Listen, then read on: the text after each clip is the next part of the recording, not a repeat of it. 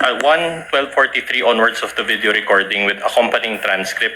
With the This is permission of the counsel for respondent, the lead prosecutor is recognized for her manifestation. Your Honor, I wish to manifest that the video which was played is unmarked and spliced video, Your Honor. That is for the record. The counsel for respondent just mentioned the timestamp and the marking as well. Counsel for the respondent may proceed. All right. Now, Director Matibag, these are my questions about the statements of VP Sara in that video. Do you have personal knowledge of the theft incident involving Attorney Lopez's cell phone? Wala po. Wala. Do you have personal knowledge on the buffet in the House of Representatives? Wala po. Wala. Do you have personal knowledge on the communities na asin lang ang kinakain? Wala po. Alright. Do you have personal knowledge on the person whom VP Sara talked to regarding BBM, FL, and the former speaker? Wala po dahil Wala. siya nakipag-usap. Alright, okay. Thank you for that. So, now you mentioned that you watched the whole video. My question to you is, did the NBI conduct any separate investigation regarding the various acts of corruption alleged acts of corruption of BBM, FL, the former speaker, and the congressman as mentioned by VP Sara? Marami pong iniulat sa akin na mag-investigasyon, subalit hindi naman po kasi binanggit do sa video sino ang mga particular na kailangang imbestigahan. Kaya naman po yung investigasyon na ginagawa ngayon ng NBI, maaaring tumutukoy na po sa mga taong binabanggit po. Right, but as NBI director now, you have the authority to investigate alleged cases of corruption, correct? Tama po yun. Alright. In fact, you came out in the news recently stating that you will investigate the 2019 SEA Games, correct? Tama po. Alright. And the 2019 SEA Games came prior to this 2024 press con, correct? Tama po. Okay. Do you intend, my next question is this, do you also intend to investigate the alleged corruption involving the unaudited confidential funds of the OP, Office of the President, also mentioned by VP Sara? Kung meron po mga ebidensyang ilalatag sa amin para amin pong sundan, hindi po magdadalawang isip ang NBI sapagkat ito po ang mandato ng NBI. Alright, thank you for mag-imbestigahan ng mga krimen po, amin pong nakikita. Alright, thank you for that answer. Now, do you also intend to investigate the alleged corruption involving the former speaker going around the country and giving government funds to people, also mentioned by VP Sara in that video? Your Honor, may I comment, Your Honor? What is the comment of the lead prosecutor? We are objecting to that question, Your Honor, as the same is misleading. Your Honor, if he knows, he said he watched the whole video, he listened to the statements. There was a statement. Witness may answer, if he knows. Well, kung meron po mga ebidensyang pumapasok tulad ng lahat ng aming ginagawa, we are driven by evidence and the process and the law na dapat pong sundin. Alright. Now, my next question is, your wife is also a member of the House of Representatives, That is correct po. and she is Representative Maria. Your Honor, with all due respect. This is cross your honor. Maybe given leeway, your honor. Allow the counsel to finish the question and then you may make your objection afterwards. Finish your question, counsel for the respondent. She is Representative Maria Rene Ann Lourdes G. Matibag. correct? Before I the witness object, Your Honor. answers, what is the objection of the lead prosecutor? The questions, Your Honor, of the defense with regards to the wife of the witness is totally irrelevant. Your Honor, And that should not be allowed. Your Honor, these are the, credibility testing questions, Your Honor, which is always relevant. The objection is overruled. It tests the freedom from bias, if any, of the witness regarding his testimony, and the chair will Nevertheless, allow Your it. Witness may answer. Your Honor, may I just enter there a was already- continuing objection on the line of questions pertaining to the wife of the witness, Your Honor. So noted. Witness may answer. Opo. Alright. Now, let me direct your attention to House Resolution number 989. This is also part of the records of this case, entitled Setting Forth the Articles of Impeachment Against Vice President Sara Z. Duterte. Permission to use a pointer, Your Honor. Now, it appears that from this document Counsel may do so. that your wife is one of the endorsers of this House resolution. Can you confirm that? Yes, the name is sir. It's there. Okay. Now, there's a signature page also. This document is not numbered, but it appears that it's around page 19. Can you confirm if this is your wife's signature? I think I have no authority to confirm the signature even if she is my wife. So you can confirm the signature of your NBI agent, but not your wife? It's appeared to be her signature, but I have not confronted with the document so that I can compare it. At any rate, Your Honor, may we allow... With the NBI, it's different. I testified earlier that it was presented to me, and I asked him if he signed it, and I'm familiar to his signature because he's always making submission to my office. All right. That's okay. At any rate, Your Honor, may we request, Your Honor, that we be allowed to submark this particular portion. Again, this is already May we part of request, the Your records. Honor, that the witness be confronted first with the document, and We may will we do that, request Your as well that the assisting counsel for the prosecution be allowed to approach. We will do Assisting that, Your counsel Honor. for the respondent may please confront the witness with a document in the presence of assisting counsel for the prosecutor before counsel for respondent requests it to be marked. Witness will kindly look at the document and answer their question. May I first manifest, Your Honor, that the photocopy, the document being presented to the witness is a photocopy. Your Honor, if at all we can agree that the court's copy be submarked, Your Honor. And we honor that the first page that we showed and this signature page around page 16 be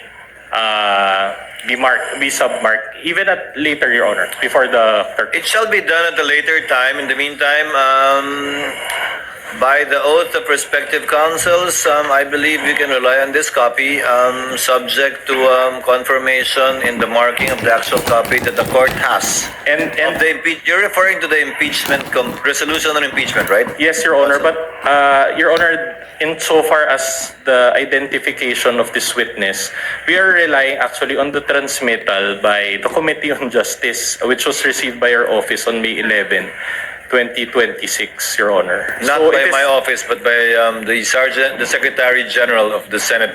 Kindly confront the witness with the document so that he may answer intelligently. If you know only, Director Your Matiba. Honor, Please, respectfully, that is the if I may say something, if the court Yes, will allow me. Director Matibag. In order to save time in the questioning of the defense counsel, I think he's going to the position if my wife endorses the article of impeachment so that we save time and it's on record. It's a matter of public notice. Yes, my wife is one of the endorsers of the impeachment. Duly noted. Counsel, move on. All right, thank you for that admission, Director Matibag. And despite that spousal relationship that you admitted, you decided to appear and testify today, correct? My decision to be a witness is by virtue of a subpoena issued by the Honorable Court and by invitation of the Committee on Justice for the prosecution. However, the job of my wife as a legislator is totally detached from me being the director of the National Bureau of Investigation. Okay, my next question is, but the court did not issue a subpoena for you to appear today. Actually, Are you saying that you receive a subpoena despite this honorable court not issuing a subpoena for you? even if there's no subpoena in the pre-trial order, I was mentioned to be a witness, and I was invited by the prosecution to be a witness. And from my understanding, in the pre-trial order, I was also listed by the defense. I will be gladly witness for the defense as well if I will be called upon. All right, but which is which? Are you appearing today by virtue of a subpoena or without a subpoena? I'm appearing today as a witness, as called upon and announced by the Honorable Court and by the invitation also of the No, that's prosecution. not my question, Director Matibag. You're a lawyer, you know this. Are you appearing today by virtue of a subpoena or no subpoena? There's no written subpoena, but there is a verbal announcement from the Honorable Court that I will be a witness in today's hearing. Your Honor, the question of the defense is What? misleading. It is apparent that last week a subpoena was issued to the witness, Your Honor, and it is because of the other matters that was heard and addressed by the impeachment court, the schedule of the witness was scheduled to today. Your Honor, The objection is overruled.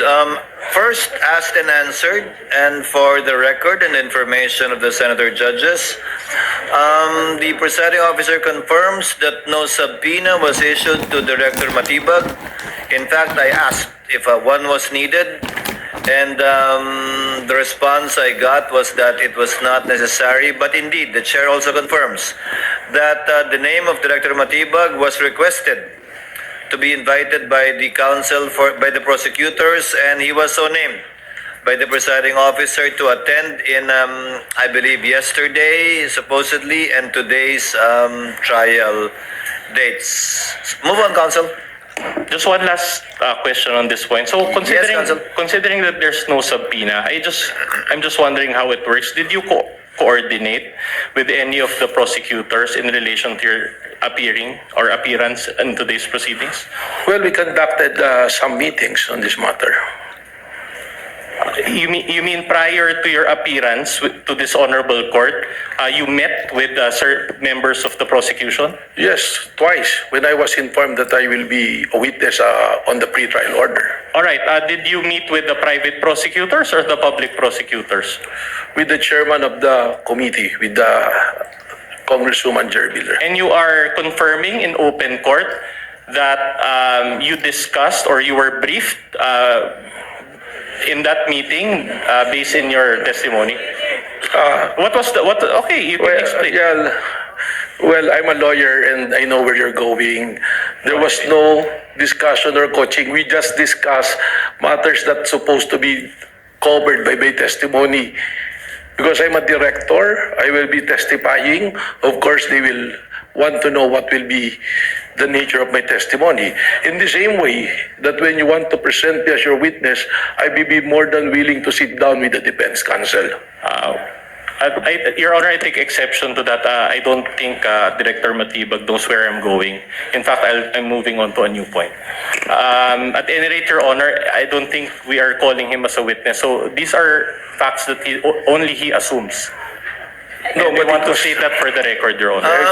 Witness will not argue with the counsel. sorry, Your Honor. Kindly move on, Yes, sir. counsel, for the respondent. All right. Let's just move on, Director Matibag. The NBI is under the DOJ, correct? That is correct. Right.